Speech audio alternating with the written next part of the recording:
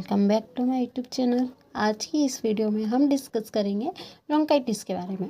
इस वीडियो में हम पढ़ेंगे कि ब्रोंकाइटिस होता क्या है, उसके types, etiology and risk factors, pathophysiology, clinical manifestation, diagnostic evaluations, management and complication. So let's start the video with definition. Bronchitis is the inflammation of the bronchial tubes causing cough and increased mucus production. Bronchitis क्या एक lower respiratory tract infection होता है। Lower respiratory tract के अंदर क्या क्या आता है? Trachea, then left bronchus, right bronchus, alveoli. तो जब ब्रोंकियल ट्यूब्स के अंदर इन्फ्लामेशन हो जाता है, इन ब्रोंकियल ट्यूब्स के अंदर इन्फ्लामेशन हो जाता है और इन्फ्लामेशन होने की वजह से क्या होगा? कफ होगा और म्यूकस प्रोडक्शन इंक्रीज हो जाएगा। उस कंडीशन को हम कहते हैं ब्रोंकाइटिस। तो इन ब्रोंकियल ट्यूब्स का काम क्या होता है? ब्रोंकियल ट्यूब्स का काम होता है ट्रांसफ़र ऑफ एयर, एयर का ट्रांसफ़र करना। मीन्स ये क्या करता है? एयर पैसेज होता है जिसके थ्रू क्या होती है? एयर लंग्स तक जाती है और लंग्स से कार्बन डाइऑक्साइड वापस क्या होती है? इन्वायरमेंट के अंदर जाती है। तो ये ट्रांसफ़र करने का काम करता है, एक्सचेंज करने का काम करता है, गैसियस एक्सचेंज का। तो जब इनमें इन्फ्लामेशन हो जाता है तो प्रॉपर गैसियस एक्सचेंज नहीं हो पाता है, म्यूकस प्रोडक्शन इंक्रीज हो जाता है, कफ होना शुरू हो जाता है। तो उस कंडीशन को हम कहते हैं ब्रोंकाइटिस। जैसे कि ये क्या है? हमारा नॉर्मल ब्रोंकस जिसका एयरवे ओपन है। मीन्स एयरवे इसका ल्यूमन जो है वो नॉर्मल है, इसके अंदर कोई ऑब्स्ट्रक्शन नहीं है और म्यूकस ग्लैंड्स भी नॉर्मल है, स्मूथ मसल्स भी नॉर्मल है। बट ब्रोंकाइटिस में क्या होता है? इस एयरवे के अंदर ऑब्स्ट्रक्शन कोज हो जाता है। मीन्स ऑब्स्ट्रक्शन कैसे कोज होगा? क्योंकि इन्फ्लामेशन हो रहा है, इन्फ्लामेशन की वजह से स्वेलिंग होगी, स्वेलिंग की वजह से क्या होगा? म्यूकस ग्लैंड्स क्या करेगी? ज़्यादा से ज़्यादा म्यूकस का प्रोडक्शन शुरू कर देती है। म्यूकस ग्लैंड्स का प्रोडक्शन ज़्यादा होने लगेगा जिसकी वजह से म्यूकस क्या होता है? इस ल्यूमेन के अंदर एक्यूमुलेट होना शुरू हो जाता है, जिसकी वजह से ब्रोंकियल ट्यूब्स की ल्यूमेन स्मॉल हो जाती है और इसी कंडीशन को हम कहते हैं क्रॉनिक ब्रोंकाइटिस। उसके बाद आता है टाइप्स ऑफ ब्रोंकाइटिस। तो इसमें 2 टाइप्स के ब्रोंकाइटिस होती है, एक होती है एक्यूट एंड एक होता है क्रॉनिक। एक्यूट का मीन्स होता है short term condition. Short term condition means जो क्या हो रही है? सडनली डेवलप हो रही है और साइन एंड सिम्टम्स शो होना शुरू हो जाते हैं सडनली, और कुछ दिनों से कुछ वीक्स तक ये रहती हैं। उसके बाद कुछ मेडिकेशन से या फ्लूइड से ये ट्रीट हो जाती है। लेकिन क्रॉनिक ब्रोंकाइटिस क्या होती है? जो कि बॉडी के अंदर स्लोली डेवलप होना शुरू होती है और सीवियर फॉर्म में चेंज हो जाती है एंड लॉन्ग टाइम तक बॉडी के अंदर एग्जिस्ट करती है, जिसको ट्रीट करना पॉसिबल नहीं हो पाता है। उसी को हम कहते हैं क्रॉनिक ब्रोंकाइटिस। तो एक्यूट ब्रोंकाइटिस क्या होती है? Short term condition usually last a few days to few weeks. तो ये क्या होती है? एक शॉर्ट टर्म कंडीशन होती है, कुछ टाइम के लिए बॉडी के अंदर परसिस्ट करती है, सडनली डेवलप होती है, usually last a few days, मतलब कुछ दिन से लेकर कुछ वीक्स तक बॉडी के अंदर रहती है। Most often caused by viral infection like common cold and flu. ज़्यादातर ये किसकी वजह से होती है? वायरल इन्फेक्शन की वजह से, जैसे कॉमन कोल्ड वायरस या flu, influenza virus A and B की वजह से ज़्यादातर कॉमनली कॉज होती है और एंटीवायरल मेडिकेशंस के थ्रू हम इसको ट्रीट कर सकते हैं। Usually goes away on its own with rest and fluids. ये क्या होती है? अपने आप ठीक हो जाती है रेस्ट से और फ्लूइड से। मीन्स अगर हम ज़्यादा से ज़्यादा वाटर इंटेक करेंगे, जूस लेंगे, तो उसकी वजह से क्या होती है? ये एक्यूट ब्रोंकाइटिस ठीक हो जाती है। उसके बाद आता है क्रॉनिक ब्रोंकाइटिस। क्रॉनिक ब्रोंकाइटिस क्या होती है? एक लॉन्ग टर्म कंडीशन होती है जो कि बॉडी के अंदर स्लोली डेवलप होती है और धीरे धीरे सिम्टम्स शो करना शुरू कर देती हैं। Commonly caused by long term irritation, specially smoking और एयर पोल्यूशन। ज़्यादातर ये किसकी वजह से होती है? स्मोकिंग और एयर पोल्यूशन। क्योंकि स्मोकिंग, अगर कोई पर्सन कंटिन्यूसली स्मोकिंग कर रहा है तो वो स्मोक क्या करेगी? धीरे धीरे लंग्स को वीक करना शुरू कर देती है, ब्रोंकियल ट्यूब्स में इन्फ्लामेशन शुरू कर देती है, जिसकी वजह से क्या होगा? कंटिन्यूसली ब्रोंकियल ट्यूब्स में इरिटेशन होगी और म्यूकस का प्रोडक्शन ज़्यादा से ज़्यादा होना शुरू हो जाए। एयर पॉल्यूशन, जैसे डस्ट या केमिकल्स के कांटेक्ट में हम डेली आ रहे हैं, तो उसकी वजह से भी क्रॉनिक ब्रोंकाइटिस हो सकती है। Productive cough for more than 3 months per year for 2 consecutive years। Means 2 से 3 साल तक लगातार अगर 2 से 3 महीने से ज़्यादा अगर किसी पर्सन को कफ हो रहा है तो वो क्रॉनिक ब्रोंकाइटिस हो सकता है, जो कि विदाउट मेडिकेशन ठीक नहीं हो रहा है या कंटिन्यूसली 3 से 4 महीने तक अगर कफ हो रहा है पेशेंट को, तो वो क्या होगा, क्रॉनिक ब्रोंकाइटिस। उसके बाद आता है etiology and risk factors. First इसके अंदर स्मोकिंग, जैसे कि हमने अभी पढ़ा कि स्मोकिंग क्या करती है, लॉन्ग टर्म इरिटेशन कोज करती है, जिसकी वजह से क्रॉनिक ब्रोंकाइटिस हो सकता है। तो ये प्राइमरी कोज होता है क्रॉनिक ब्रोंकाइटिस का। एयर पॉल्यूशन, डस्ट और केमिकल्स, एयर पॉल्यूशन की वजह से हो सकता है, या डस्ट और केमिकल्स के कांटेक्ट में आ रहे हैं, या कोई पर्सन केमिकल फैक्ट्रीज के अंदर काम कर रहे हैं तो उनको ब्रोंकाइटिस होने के चांसेस ज़्यादा होते हैं। रेस्पिरेटरी इन्फेक्शन, अगर कोई पहले कोई रेस्पिरेटरी इन्फेक्शन हुआ है जैसे निमोनिया, कॉमन कोल्ड, तो वो भी ब्रोंकाइटिस कॉज कर सकते हैं। लो इम्यूनिटी, अगर पर्सन की इम्यूनिटी बहुत ही लो है तो उनके अंदर इन्फेक्शन होने के चांसेस सबसे ज़्यादा होते हैं, तो उन पर्सन्स के अंदर भी ब्रोंकाइटिस हो सकता है, जैसे कि HIV पेशेंट्स हो गया, कैंसर पेशेंट्स, इनके अंदर ब्रोंकाइटिस होने के चांसेस ज़्यादा होते हैं। एलर्जीज और अस्थमा, अगर किसी थिंग से एलर्जी है, डस्ट से एलर्जी है, केमिकल से एलर्जी है, तो उस कंडीशंस में भी क्या होता है, ब्रोंकाइटिस हो सकता है। अस्थमा कंडीशन की वजह से भी ब्रोंकाइटिस हो सकता है।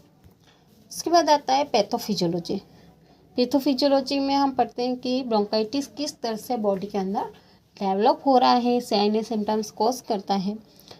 तो इसमें due to etiological factors means, जैसे कि हमने भी पढ़ा कि smoking, air pollution, dust, chemicals, allergies, तो इसकी वजह से क्या होगा, inflammation of bronchial mucosa, bronchial mucosa के अंदर इन्फ्लामेशन, जैसे कि ये क्या है हमारी ब्रोंकियल ट्यूब्स, तो ब्रोंकियल म्यूकोसा के अंदर, ल्यूमेन के अंदर इन्फ्लामेशन कॉज होना शुरू हो जाएगा। रिलीज ऑफ इन्फ्लामेटरी मेडिएटर्स, जैसे ही कोई एलर्जेंस या कोई इन्फ्लामेशन हुआ तो बॉडी के अंदर जो इन्फ्लामेटरी मेडिएटर्स है जैसे कि हिस्टामिन्स है वो रिलीज होना शुरू हो जाएंगे।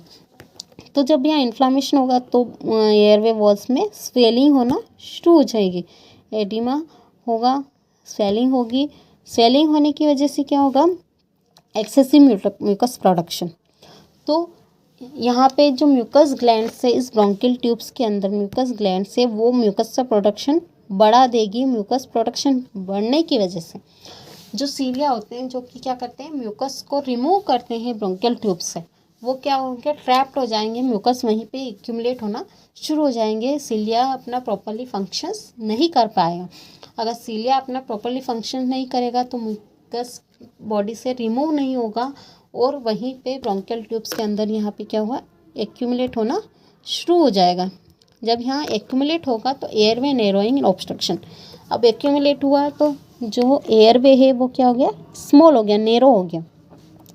नैरो होने की वजह से ऑब्स्ट्रक्शन कोज होगा, ये क्या हो गया, एयरवे स्मॉल हो गया, यहाँ ऑब्स्ट्रक्शन कोज हो गया। ऑब्स्ट्रक्शन होने की वजह से गैसियस एक्सचेंज इम्पेयर होगा, मीन्स एल्वेलाई की यहाँ पे जो गैसियस एक्सचेंज होता है ऑक्सीजन और कार्बन डाइऑक्साइड का, वो प्रॉपरली नहीं हो पाएगा, क्योंकि जितनी एयर यहाँ से पास होनी चाहिए वो नहीं हो पा रही है। तो इस कंडीशन को हम कहते हैं ब्रोंकाइटिस। उसके बाद आता है क्लिनिकल मैनिफेस्टेशन। तो क्लिनिकल मैनिफेस्टेशन एक्यूट ब्रोंकाइटिस में क्या क्या शो होगा, persistent productive cough, means continuously cough का प्रोडक्शन होगा, क्योंकि म्यूकस ग्लैंड क्या कर रही है, म्यूकस का प्रोडक्शन ज़्यादा से ज़्यादा हो कर रही है, तो कफ भी क्या होगा, कफ होगा। देन साथ ही साथ उसके अंदर बलगम या प्लागम भी आएगा। विजिंग साउंड, जब अगर हम ब्रीथिंग साउंड सुनेंगे तो पेशेंट के साउंड आएगा विजिंग साउंड। माइल्ड फीवर हो सकता है, क्योंकि बॉडी के अंदर इन्फेक्शन हो रहा है तो फीवर होने के चांसेस है। चेस्ट डिस्कम्फर्ट, चेस्ट पेन होगा, क्योंकि प्रॉपरली गैसेस एक्सचेंज नहीं हो पा रहा है, इन्फ्लामेशन हो रहा है, तो इन्फ्लामेशन की वजह से पेन भी हो सकता है।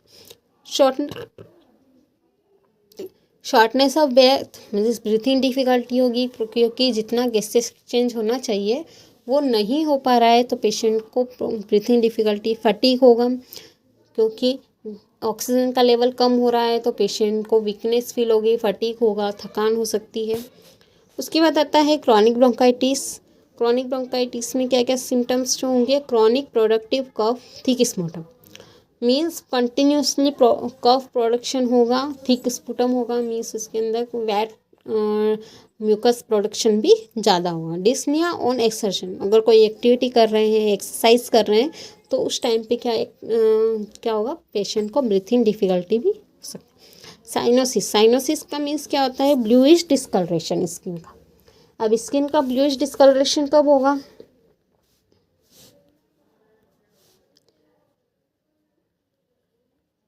ब्लूइश डिस्कलरेशन कब होता है, जब बॉडी के अंदर ऑक्सीजन का लेवल कम होना शुरू हो जाता है, हाइपोक्सिया की कंडीशन हो जाती है, तो उस कंडीशन में जो स्किन का कलर है वो ब्लूइश कलर हो जाता है। तो क्रॉनिक ब्रोंकाइटिस में क्या हो रहा है कि ये लॉन्ग टर्म कंडीशन है, ऑक्सीजन का लेवल कंटिन्यूसली बॉडी के अंदर कम होता जा रहा है, तो उसकी वजह से साइनोसिस भी हो सकता है। Peripheral edema from cor pulmonale, peripheral edema क्यों हुआ, क्योंकि बॉडी के अंदर क्या हो रहा है, ऑब्स्ट्रक्शन कोज हो रहा है, तो जो बॉडी की डिमांड है वो बढ़ती जा रही है, तो जो राइट साइडेड हार्ट फेलियर होने की चांसेस यहाँ पे ज़्यादा होते हैं, क्योंकि जितना ऑक्सीजन गैसेस एक्सचेंज एल्वलाई में होना चाहिए, क्योंकि हार्ट क्या कर रहा है, डीऑक्सीजनेटेड ब्लड एल्वलाई तक लेकर आ रहा है, ताकि वहाँ पे क्या हो रहा है, ऑक्सीजनेशन हो सके।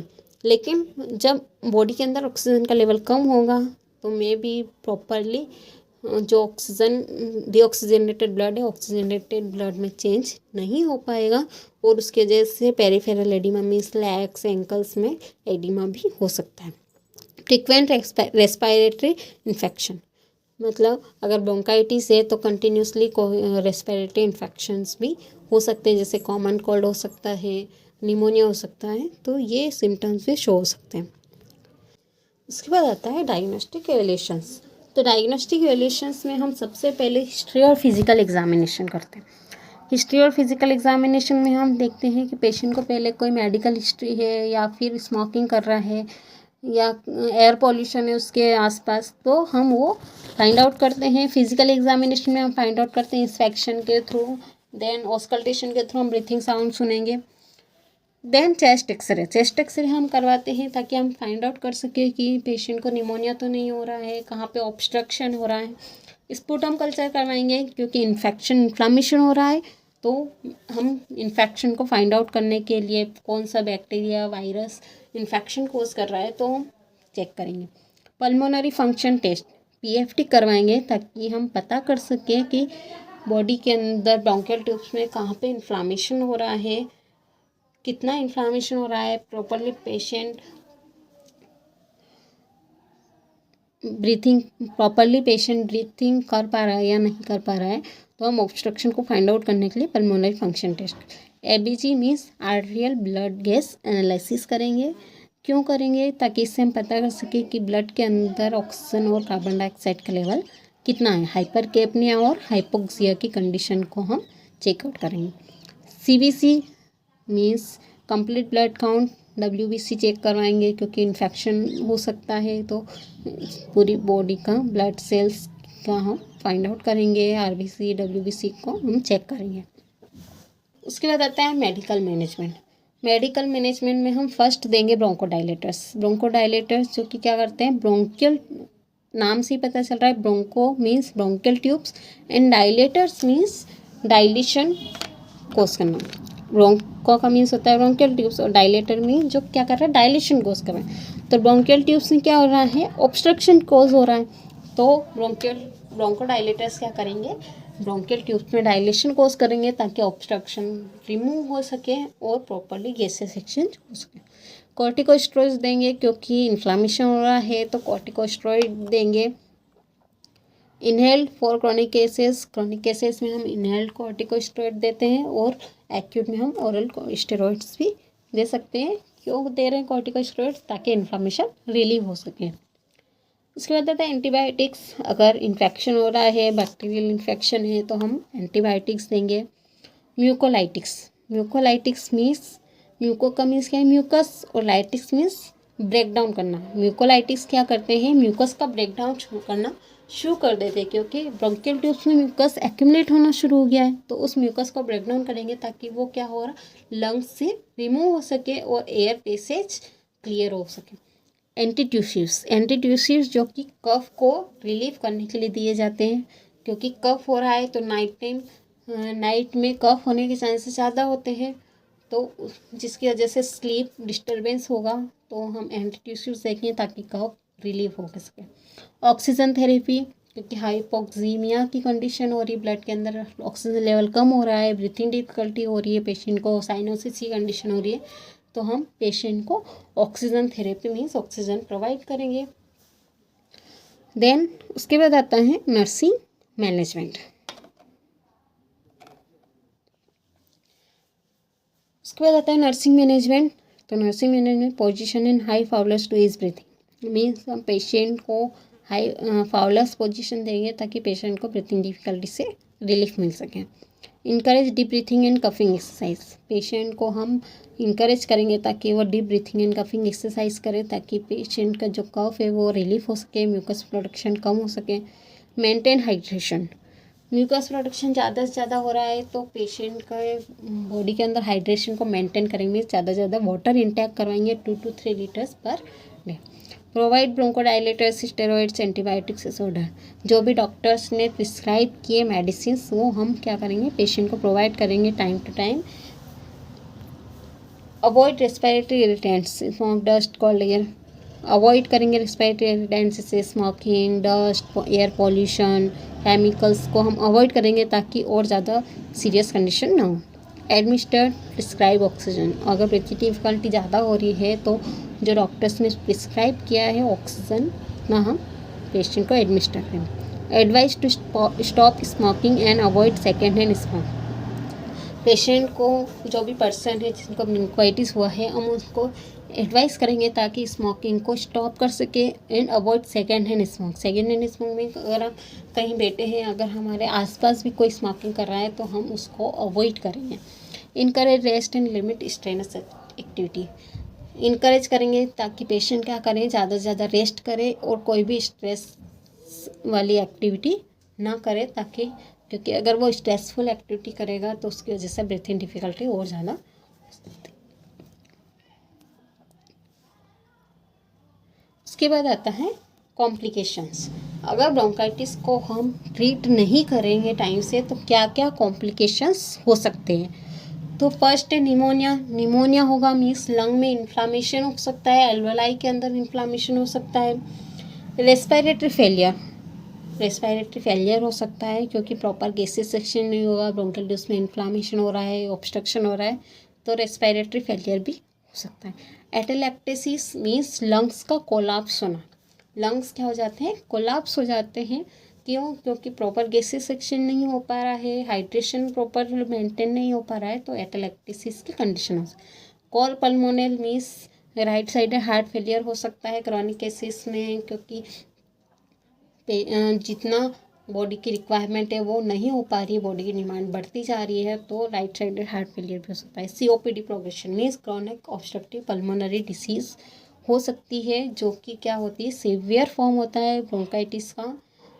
तो ये होते हैं कॉम्प्लिकेशन। अगर हम ब्रोंकाइटिस को हम टाइम से ट्रीट नहीं करेंगे तो ये सारे डिसीज़ होने के चांसेस हो सकती है। तो हम पेशेंट को एडवाइस करेंगे कि जैसे ही कोई सिम्टम शो हो तो वो जाके डॉक्टर्स को कंसल्ट करें ताकि टाइम से उसको ट्रीटमेंट मिल सके। आई होप आपको ये वीडियो समझ में आया होगा। अगर वीडियो अच्छा लगा हो तो चैनल को लाइक, शेयर और सब्सक्राइब ज़रूर कीजिए।